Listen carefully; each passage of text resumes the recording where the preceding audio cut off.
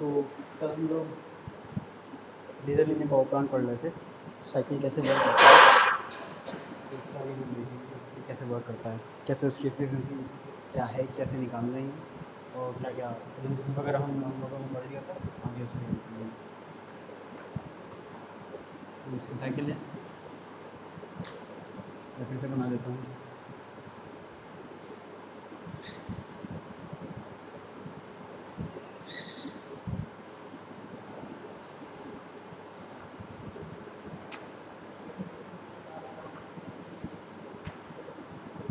Diagram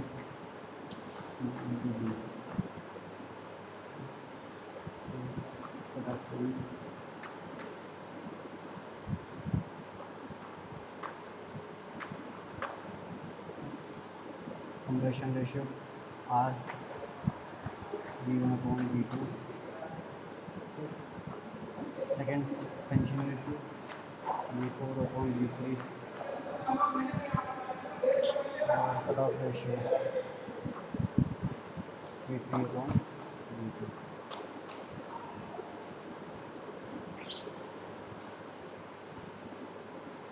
3/V2।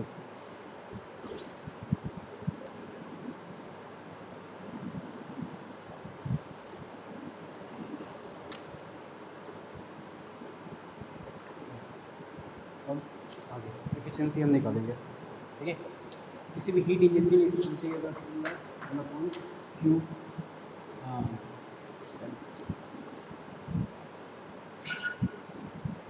किसी भी heat engine के लिए एफिशिएंसी का जो फॉर्मूला होता है equal to work output upon Q supply is equal to Q supply reduction and QS supply equal to 1 minus QR upon QS। अब इस सेकंड में देखेंगे QR क्या है, ये QS क्या है, ये QR क्या होगा। अगर हम QR निकालते हैं कॉन्स्टेंट वॉल्यूम है, अगर पर केजी मास को हम देखेंगे तो इसको CV T4 माइनस T3 लिख सकते हैं, T1 लिख सकते हैं। इसी तरह QS को क्या लिख सकते हैं, कॉन्स्टेंट प्रेशर पे पर केजी ऑफ मास के लिए T3 माइनस T2। दोनों मेरे को यहाँ पुट करते हैं, efficiency equal to 1 minus QR कितना है CV T4 minus T1 upon CP T3 minus T2 since gamma equal to CP upon CP upon CV therefore CV upon CP equal to 1 by gamma. तो हम efficiency इसके लिए अपन क्या लिख सकते हैं, equal to 1 minus 1 upon gamma T4 minus T1 upon T3 minus T2, ठीक है। ये हमारा आ गया। अब हमें करना क्या है कि T4 और T3 को, T4 T3 और T2 तीनों को T1 के टर्म में रखना है, जिससे कि T1 कैंसिल आउट हो जाए, एक दोनों फॉर्मूला आ जाए जो डिपेंड करेगा RC RE और RE। एक चीज़ और लिखना था यहाँ पे कि RE into RC equal to R। वो कल मैंने ये सारी चीज़ें बता दी थी, ठीक है। ठीक है, ये भी बता दिया था कि कट ऑफ रेशियो जो है वो लोड पे डिपेंड करता है, ठीक है। अब हम क्या करेंगे, अब हमें क्या करना है, T4 T3 और T2 का T1 के फॉर्म में लिखना है,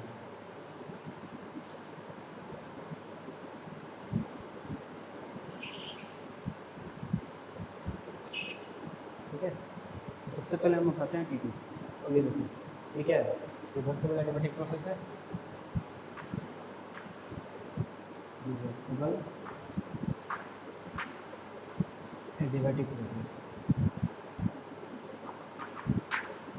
तो यहाँ हम देखेंगे process into two virtual additive process की वजह से हम क्या लिख सकते हैं सर 1 T1 T1 और gamma minus 1 equal to T2 T2 gamma minus 1। देखिए वर्चुअल एडिटिव प्रोसेस में ये टर्म आता है तो यहाँ से ये कहाँ से आएगा, ये कहाँ से आएगा जब हम T1 T1 गामा आएगा T2 V2 गामा इन दोनों को हम इसमें अगर टी को रिप्लेस करेंगे टी से तो हमें ये रिजल्ट आ जाएगा। ठीक है, फ्रॉम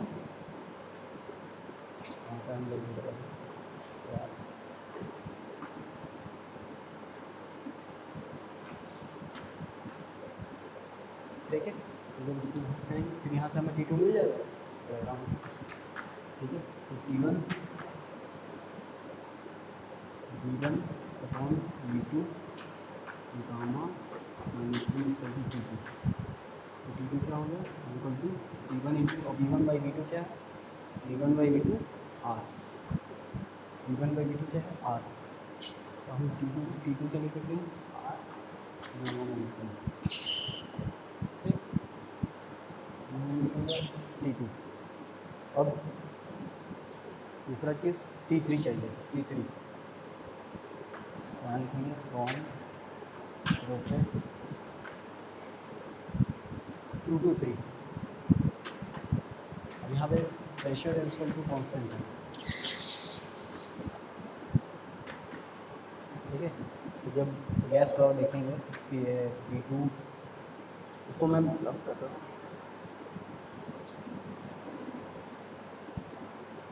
ठीक है, T2 V2 upon T2 equal to V3 upon T3। ठीक, यहाँ से P2 V2 since P2 is equal to constant pressure process है। ठीक है, तो यहाँ से हमें P3 निकल जाएगा। ठीक, P3 equal to P3 V3 upon V2 to T2। V3 upon V2 क्या है RC into RC into T2 और T2 की वैल्यू क्या है RC T1 R gamma minus 1। ठीक है, यहाँ से हमें दो चीज़ें निकल जाएगा। ठीक है, ये इक्वल हो जाएगा T3। ठीक है, T3 equal to RC into R power gamma minus 1 into T1। ठीक है, तो दो चीज़ें निकल के आ गई। अब चौथी चीज़ है कि हमें T4 निकालना है, क्योंकि हमारा जो इक्वेशन है ये इस तरह है 1/1 upon gamma T4 minus T1 upon T3 minus T2। ठीक है, अब हमें आखिरी टर्म निकालना है कि T4 निकालना है। T4 क्या है, प्रोसेस 3 to 4 क्या है, एक एडिटिव प्रोसेस है, वर्चुअल एडिटिव प्रोसेस है। इस तरह हम इसके कंप्रेशन निकाल लेते हैं, इसी तरह हम एक्सपेंशन प्रोसेस के लिए भी आराम से निकाल सकते हैं, क्योंकि वो बस फ़र्क है कि एक कंप्रेशन प्रोसेस है और ये एक्सपेंशन प्रोसेस है। तो प्रोसेस 3 to 4। ठीक है, इसमें भी हम वही रिलेशन लिख सकते हैं T4 V4 gamma minus 1 equal to T3 V3 gamma minus 1। हमें चाहिए क्या T4, तो T4 को हम लिख सकते हैं V3 upon V4 power gamma minus 1। ठीक, V3 अपॉन V4 क्या है बोलो अपन आ रही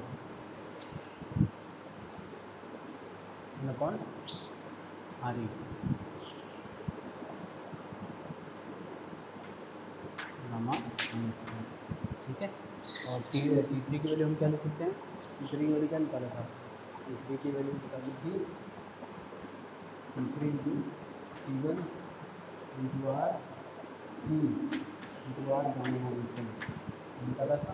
इसके वैल्यू यहाँ पुट कर देंगे, T1 R C R gamma minus one upon R E gamma minus one. इस तरह हमें सारी वैल्यू मिल गई। जब हम इसको इस इक्वेशन में पुट करेंगे 1 minus one upon gamma T4 minus T1 upon T3 minus T2, सारी वैल्यूज़ को इसमें जब हम पुट करेंगे ये आ जाएगा 1 माइनस,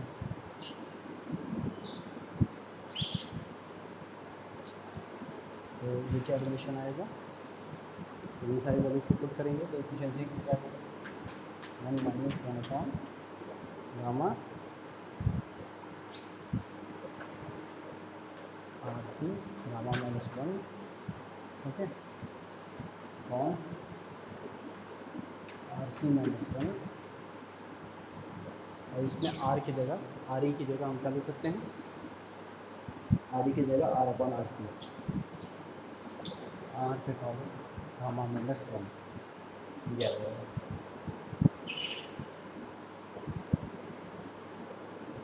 ठीक है, अब देखो ये क्वेश्चन आ जाएगा, ठीक है, वैल्यू सारी पुट करके तो ये एफिशिएंसी डीजल इंजन की एफिशिएंसी का फॉर्मूला है, इसको ऊपर लिख देता हूँ जिससे रिजल्ट आएंगे कुछ क्या एफिशिएंसी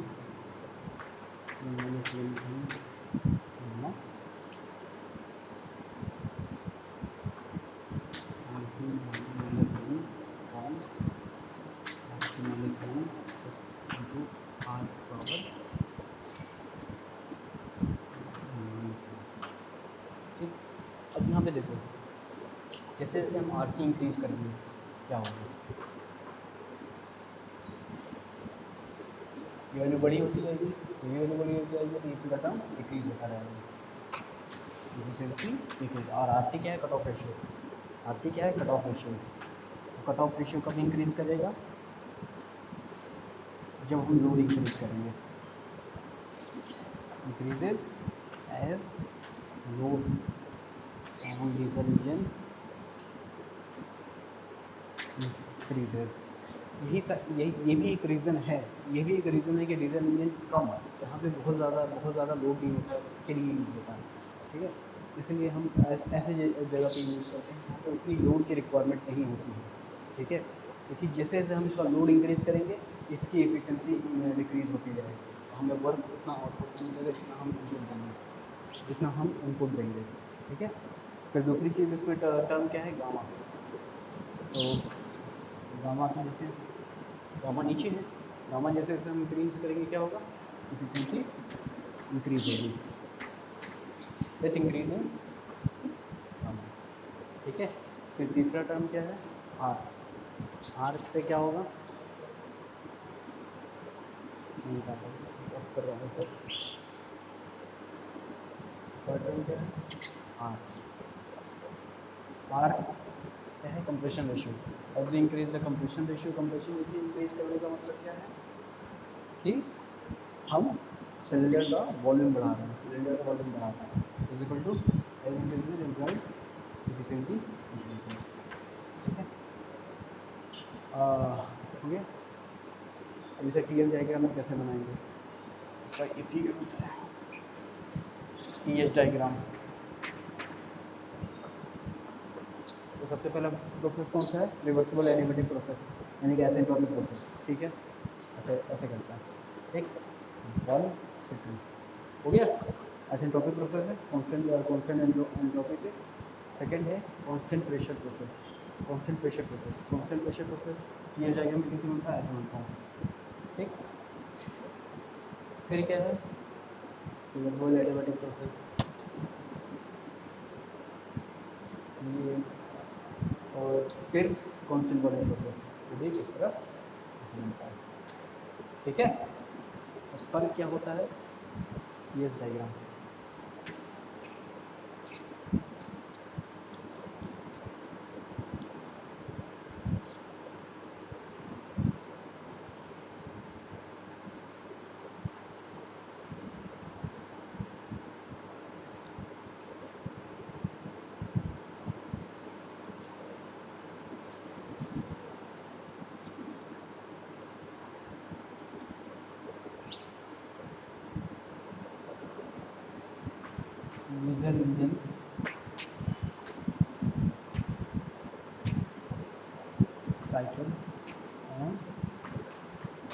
सकता है। बस सारी चीज़ें सेम होती हैं, 3 4, ठीक है। एटीएस डायग्राम पे यहाँ पे तुम्हारा कंप्रेशन होगा, यहाँ पे कंप्रेशन होगा, यहाँ पे हीट एडिशन होगा, राइट, यहाँ पे रिजेक्शन होगा, ठीक है। ये है हमारा diesel engine cycle.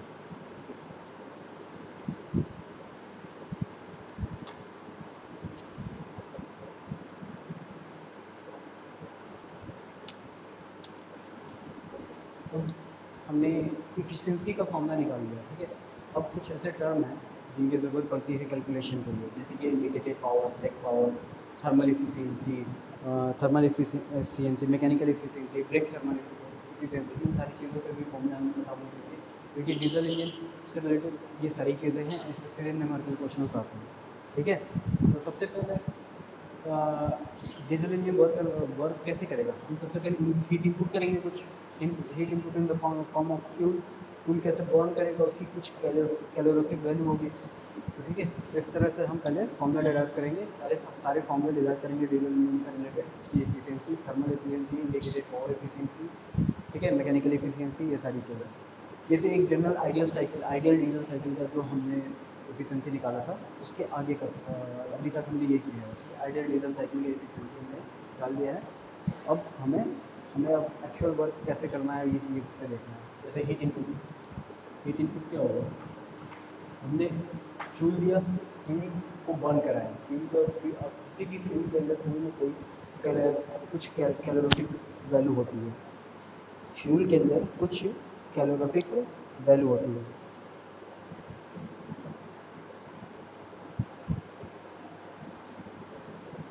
Calorific value होती है, तो हीट इनपुट क्या होगा?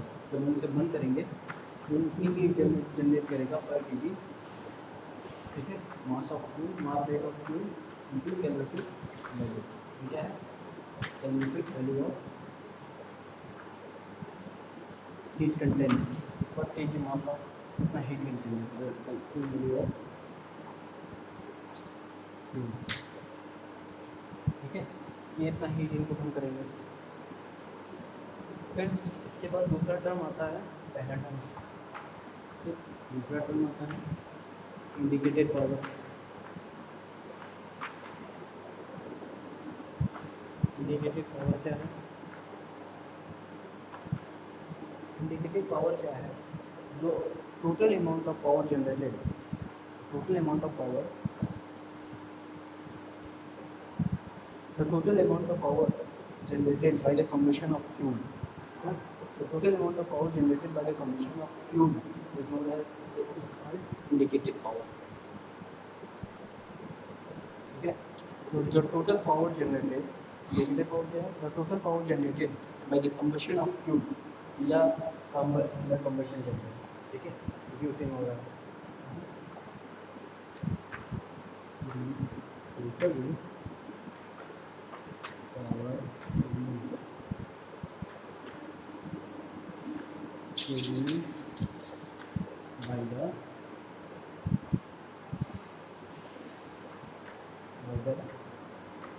combustion of fuel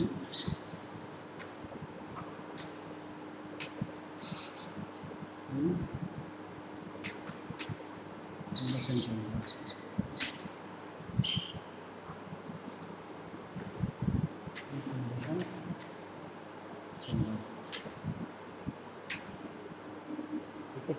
is given by IP, indicated power is something PINEP जो वर्क वॉल्यूम, ठीक है। ये क्या है? वॉल्यूम, ये क्या है? इंडिकेटेड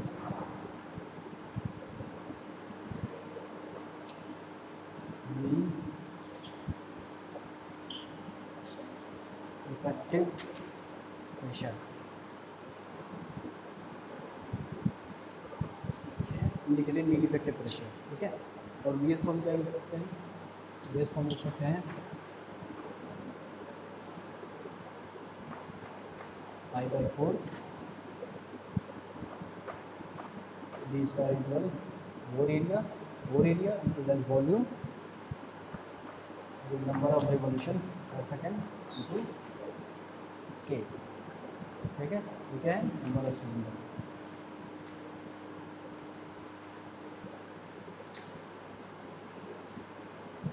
ठीक है, एनआई क्या है, रिवॉल्यूशन पर मिनट, ठीक है, ये दो चीज़ें हैं, 1/2 होता है, सबको पता है, वोल्टो के लिए और एन होता है वोल्टो के लिए और वोल्टो के लिए 2 होता है,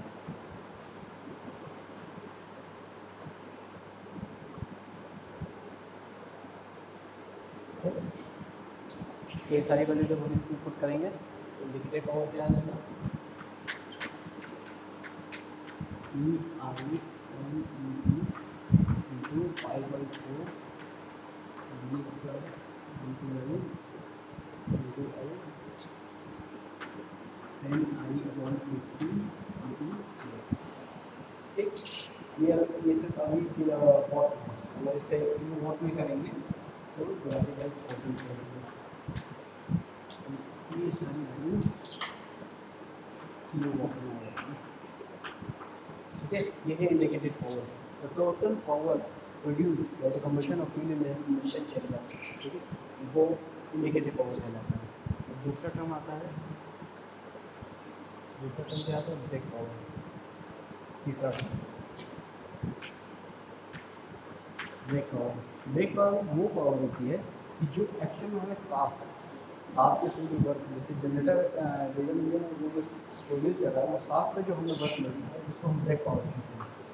बेसिकली जब हम कंबशन से जो एनर्जी जनरेट होती है, जाहिर सी बात है जो भी कंबशन की वजह से जो एनर्जी जनरेट हो रही है वो किसी न किसी मैकेनिकल डिवाइस को मूव करा रही है, उस मूव कराने कोई भी मैकेनिकल डिवाइस विदाउट फ्रिक्शन तो होगा ही, एक्चुअल डिवाइस में फ्रिक्शन होना जरूरी है, फ्रिक्शन होगा ही, उन सारे जब उसको से फ्रिक्शनल पावर जो लॉसेस होती हैं फ्रिक्शन की वजह से, हीट की वजह से, वो सारे अगर पावर को हटा देगा, उन लॉसेस को हटा देगा, तो जो हमें पावर मिलती है उसे हम ब्रेक पावर कहते हैं, ठीक है। Brake power is defined as the total power, the total power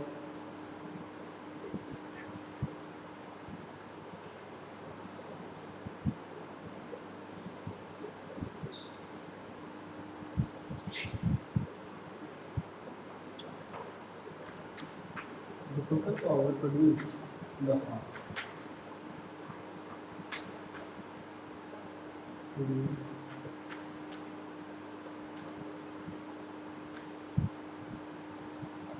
on the farm in the staff,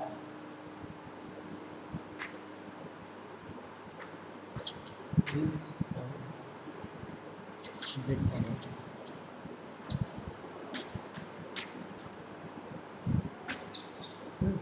इसको हम ब्रेक पावर कहते हैं।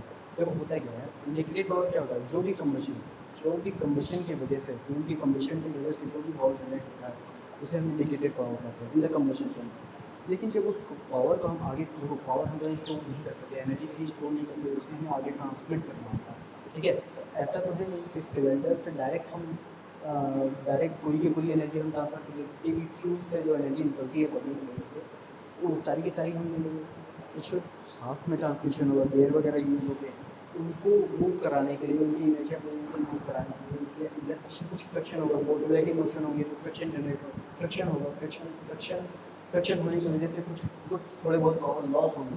तो क्या होता है, जो लॉस होने के बाद सारे जो पावर प्रोड्यूस जो फ्यूल करती है उसमें से अगर हम लॉसेज, जितने भी लॉसेज हो रहे हैं पावर इधर उधर, जैसे फ्रिक्शनल लॉसेज, हीट लॉसेज, इस सारे पावर को अगर हटा देते हैं तो जो हमें पावर मिलता है साफ में, जिसको हम यूटिलाइज करते हैं, जो एक्चुअल में हमें जो मिलता है उसको हम ब्रेक पावर कहते हैं।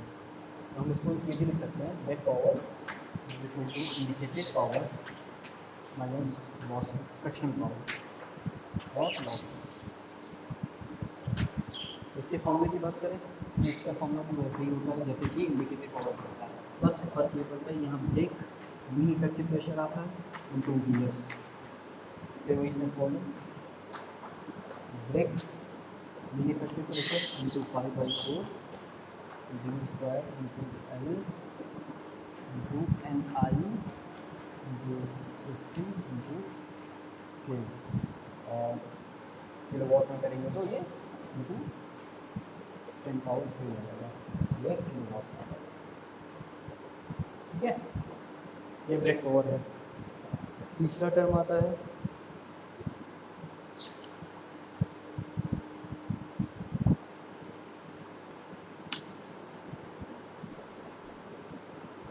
ठीक है, अब आगे अब रही बात ब्रेक पावर को। अब ब्रेक पावर एक तरीके से और निकाल सकते हैं, कैसे कि मैंने बताया था अभी कि जो साफ अगर कोई साफ है वो रोटेट कर रहा है, किसी स्पीड से रोटेट कर रहा है, अगर मुझे उसकी पावर निकालनी है तो हम कैसे निकालते हैं, 2π80/50, 2π20/50, इस तरीके से भी हम निकाल सकते हैं। 2π×1000 कर देंगे, ये किलोवाट में आएगा। ये क्या है, आरपीएम, ठीक है। तीसरी चीज आती है मैकेनिकल एफिशिएंसी, चौथी बात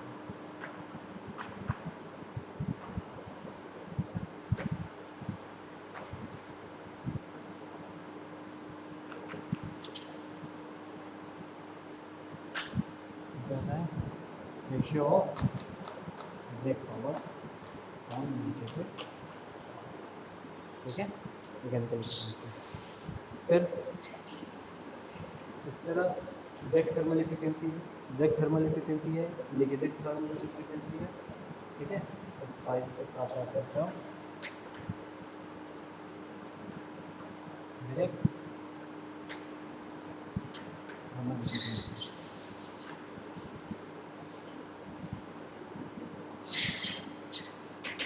ब्रेक पावर कुछ नहीं है, ब्रेक हमें आउटपुट ब्रेक पावर कितना मिल रहा है, डिवाइडेड बाय हीट इनपुट हमने कितना दिया उसको, MS what mass flow rate into calorific value. एक इसी तरह इंडिकेटेड पावर की बात करेंगे, ठीक है, इंडिकेटेड थर्मल एफिशिएंसी की बात करेंगे।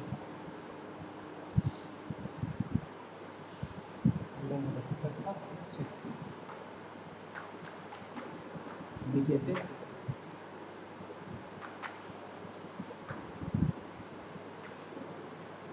Thermal efficiency